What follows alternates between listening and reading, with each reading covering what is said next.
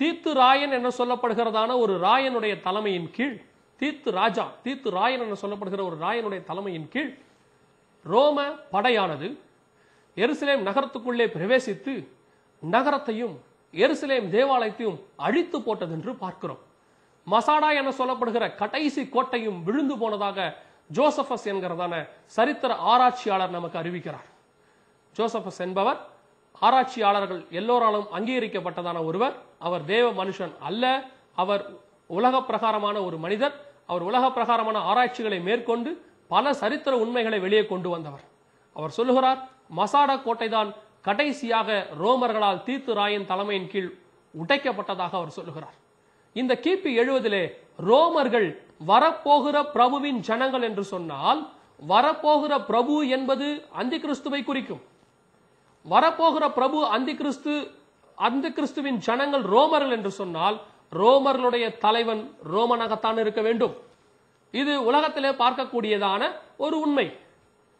அமெரிக்காவின் ஜனாதிபதிக்கு ஒரு அமெரிக்கர் தான் போட்டியிட வேண்டும் என்று அமெரிக்கர்கள் சொல்லுகிறார்கள். ரஷ்யா ஜனாதிபதியாக ஒரு ரஷ்யர் தான் போட்டியிட வேண்டும் என்று ரஷ்யர்கள் சொல்லுகிறார்கள். சில தேசங்களிலே இது மாறலாம், ஆனால் பெரும்பான்மையான தேசங்களிலே அந்த நாட்டு பிரஜை, அந்த நாட்டு சிட்டிசன் தான் தலைவராக வர வேண்டும். வரப்போகிற பிரபுவின் ஜனங்கள் ரோமர்கள் என்று சொன்னால், வரப்போகிற பிரபு ஆகிய அந்தி கிறிஸ்துவும் ஒரு ரோமனாகத்தான் இருக்க வேண்டும். இது அவன் ரோமன் என்பதற்கு இரண்டாவது ஆதாரத்தை நாம் பார்க்கிறோம். இந்த ரெண்டு ஆதாரங்களை குறித்து நாம் பார்க்கும் பொழுது, இந்த அந்தி கிறிஸ்து ஒரு ரோமனாய் இருப்பான், அவன் ரோம சாம்ராஜ்யத்திலிருந்து வருவான், 7 மலைகள் உள்ளதான நகரத்திலிருந்து அவன் புறப்பட்டு வருவான் என்று பார்க்கிறோம். சரி, இந்த அந்தி கிறிஸ்து உட்கார்ந்திருக்கிற 7 மலைகளை பாருங்கள். இதுதான் அந்த 7 மலைகளுடைய பெயர்கள். இப்பொழுதும் இந்த மலைகள் அந்தி கிறிஸ்துவுக்காக காத்து கொண்டிருக்கிறது. இதில் பார்க்கும் பொழுது இந்த ரோம் நகரத்திலிருந்து இந்த அந்தி கிறிஸ்து ராஜ்யபாரம் பண்ண வரப்போகிறான் என்று பார்க்கிறோம். அந்தி கிறிஸ்து ரோமனாய் இருப்பான் என்று நாம் பார்த்தோம். இந்த அந்தி கிறிஸ்து ரோமனாய் இருப்பான் என்று சொல்லி நாம் பார்த்து கொண்டிருக்கிற இந்த வேளையிலே, இந்த அந்தி கிறிஸ்து யாராய் இருப்பான் என்று சொல்லி அநேக யுகங்களை சொல்லுகிறார்கள்.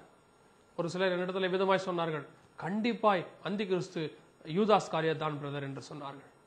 நான் ஏன் என்று சொல்லி அவரிடத்தில் விளக்கங்களை கேட்கும் பொழுது, அந்தி கிறிஸ்துவை குறித்து பவுல் 2 தெசலோனிக்கேயர் 2ஆம் அதிகாரத்தில் அவன் கேட்டின் மகன் என்று அறிவிக்கிறார். இதே காரியத்தை, இதே பெயரை யூதாஸுக்கு ஆண்டவர் வேதத்திலே சொல்லுகிறார், கேட்டின் மகனாகிய அப்படின்னு அவனை பத்தி சொல்றார். உடனே சொல்லிட்டாங்க, யூதாஸ் தான் அந்தி கிறிஸ்து, அவன் தான் பாதாளத்துக்கு போயிட்டான், திருப்பி அவன் தான் ஏறி வர போறான். இந்த ஒரு காரியத்தை வைத்து நாம் யூதாஸ் தான் அந்தி கிறிஸ்து என்று பார்க்க முடியாது. யூதாஸ் நிச்சயமாய் ஒரு ரோமன் இல்லை, முதலாவதாக. இரண்டாவதாக, அந்தி கிறிஸ்து யூதாஸா இருக்க வாய்ப்பில்லை.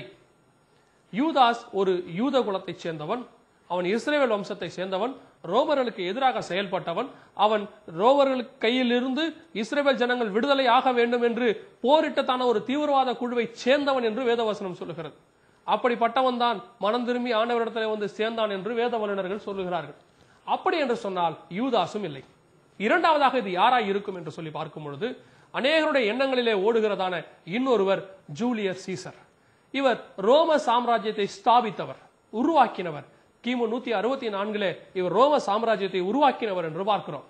இவராகத்தான் இருக்கும் என்று சொன்னார்கள். ஏன் என்று சொன்னால், இவர் யூதர்களுக்கு விரோதமாக அநேக காரியங்களை நடப்பித்தவர்.